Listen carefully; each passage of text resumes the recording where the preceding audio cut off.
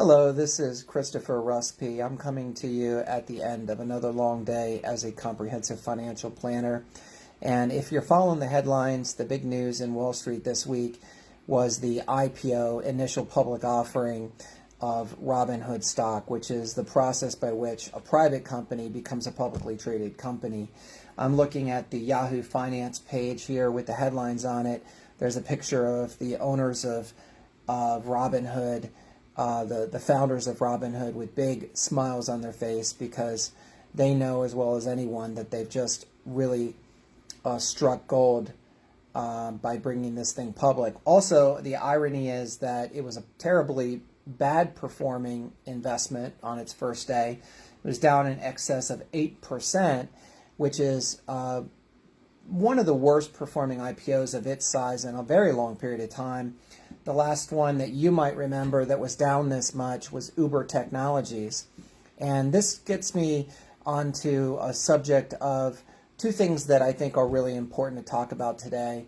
Number one, companies that don't earn money, and number two, Wall Street ideas. So the first thing is, I have a big problem with buying into companies that don't earn money. When they don't earn money, you have no objective way of analyzing them, and as a result, you're simply buying something based on momentum or based on enthusiasm. And the problem with that is that momentum and enthusiasm can wane very, very fast, which makes it difficult to hold an investment for long-term capital gains. The second thing is that Wall Street always has something to sell you.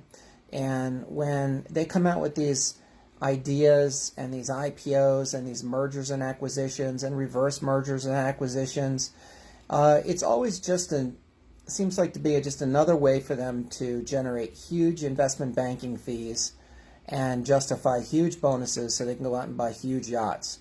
So as a comprehensive financial planner, one of the rules I have is I don't buy things that don't make money. And when I talk about making money, I mean a company that's profitable, and not profitable from one-time accounting changes, but actually profitable from cash flow of operations. And a second rule that I have is I stay as far away from Wall Street banks and investment bankers as I can, because in my experience, whatever the hot idea is of the day, it'll probably go down in history as one of the bad ideas at some point in the future. And I don't want that to happen to my clients, and I don't want that to happen to you either.